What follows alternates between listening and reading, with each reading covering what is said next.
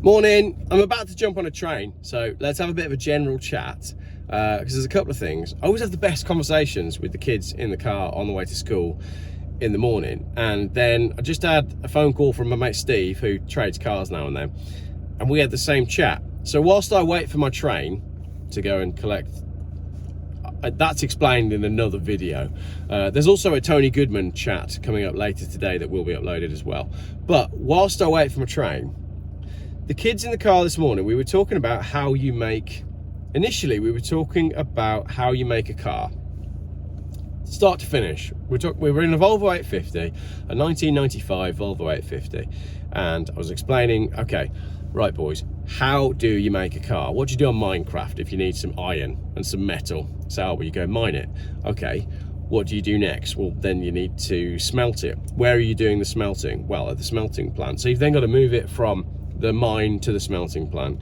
Then you've got to turn it into, I guess, a block of metal. Then that block of metal has to be moved to, let's say, the factory that makes the body shells, and then it's got to be stamped into a Volvo 850.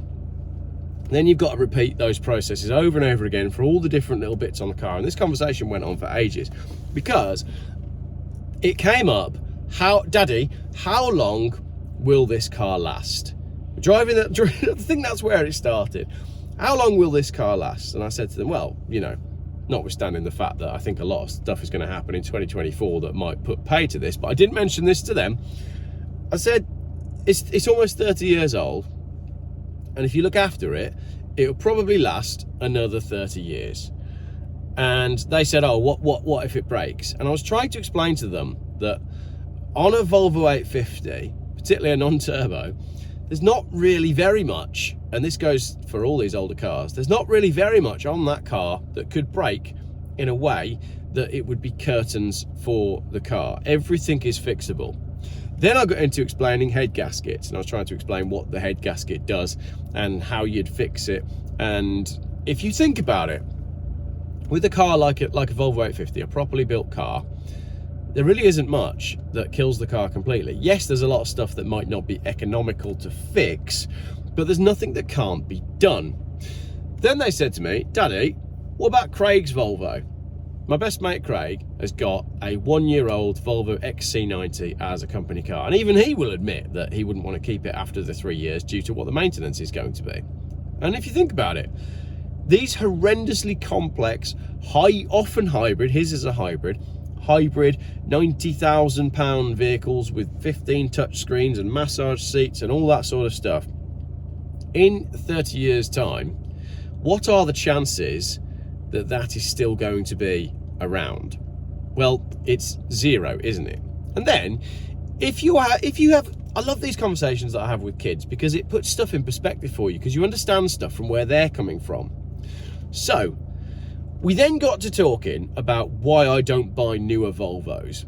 And I was explaining to them, and this is where I'm going to get a little bit geeky. Volvo was purchased by Ford at the tail end of 850 production. And what Ford did was they came along and they said, see that man fitting that door card? Why is he putting 3 bolts in? And Volvo said, oh, because that's the best and safest way to do it, and you get a much better finish and they last. And Ford went, nah, he's doing 3 processes there to put 3 bolts in. Let's have, instead, 1 clip.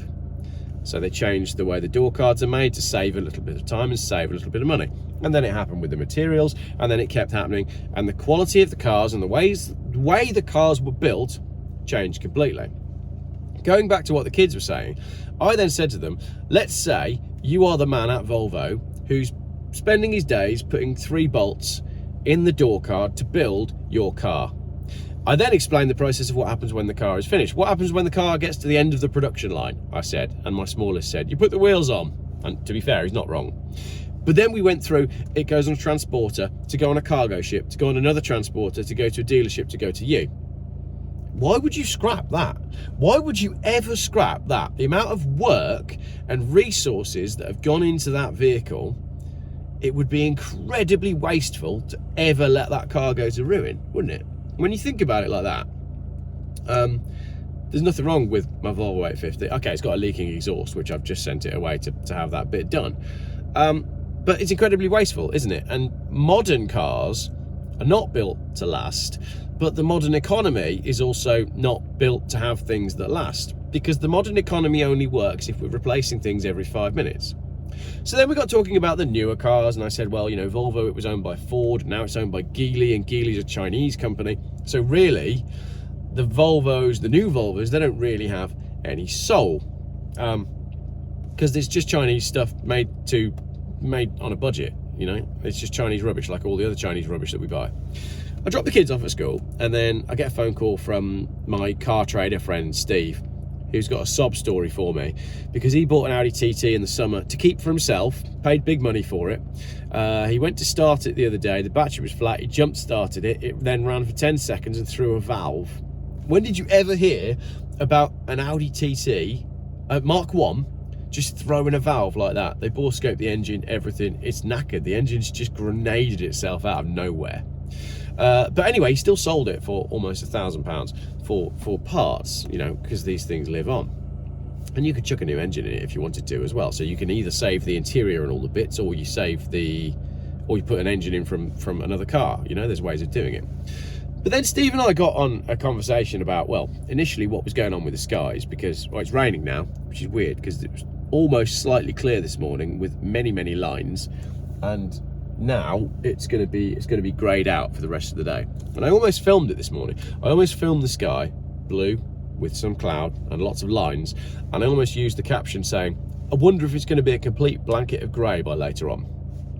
Well, it already has been, and it's starting to rain. And then Steve and I got chatting, and we were talking about this China thing, and the way everything is rubbish. Like Steve made a great point. He said, when was the last time that you bought something from China and went, this is brilliant and this is going to last? Now, Steve took that a step further and said, well, what about all these electric cars? We buy stuff from China now, right? We buy it because it's cheap. And we know that it's cheap, and we know that it's coming from China, and we know it's not going to last, but we buy it anyway. We know all these things about the stuff that's made in China. All these electric cars, and I've joked about the t-shirt straight to landfill, you're not buying a little bit of, you know, stuff from China off eBay, some little plastic bits, a keyring, whatever. You're buying an entire car, but it ain't going to last any longer than the keyring that you know is going to last. There's no value in it. There's no value in any of it. And it's the same with everything.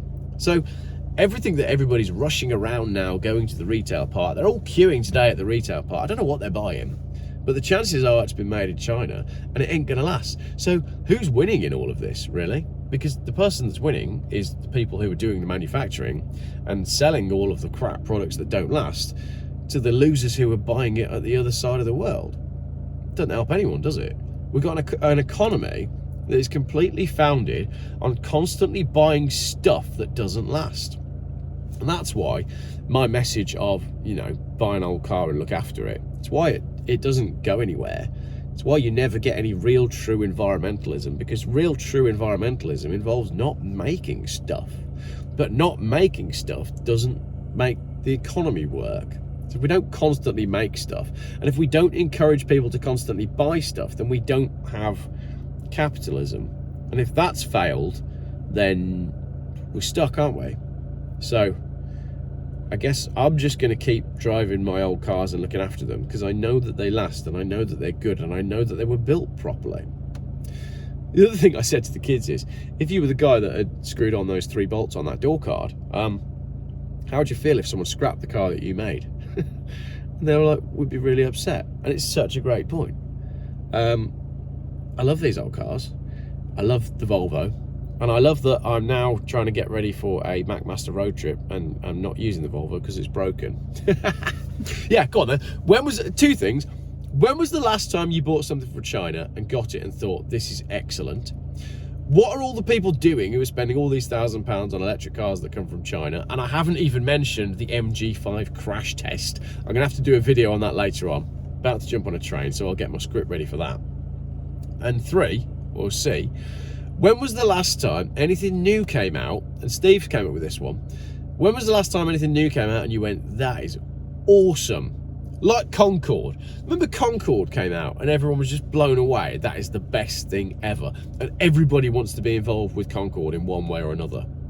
When did we last have something that did that for society and people. There you go. Ramblings of a madman who is about to jump on a train to start a YouTube challenge. I've outdone myself this time. The challenge is starting imminently, and I'm starting my day on a train. I can't use my 3 Series, can I? Because you've all seen that. It'd be boring. Nobody wants to see me use my BMW 320 diesel for another YouTube challenge. It just wouldn't be fair, and no one would watch it. But what people do want to watch is me taking a gamble and jumping on a train and then driving it straight to the start point. Not driving the train straight to the start point. Me taking a gamble, jumping on a train, collecting a car, and then driving that car straight to the start point. And I am not going to open the bonnet. You know my thoughts on that. Don't open the bonnet, because if it's going to break, it's going to break. It's best not to know. Let it be a surprise, like Christmas presents. My wife's just texted me saying she's not feeling very Christmassy. I was like, what? We've been playing Christmas songs since November and drinking Baileys for a month. How can you not feel Christmassy? Maybe we've overdone it. She definitely overdid it last night when we went to visit some family. But don't tell my wife that I told you that we had to stop the car twice on the way home last night so that she could get some fresh air. Needless to say, she's not feeling fantastic today. So if you have ordered a mug, have a little bit of sympathy. It was wrapped with a hangover. Thanks for watching.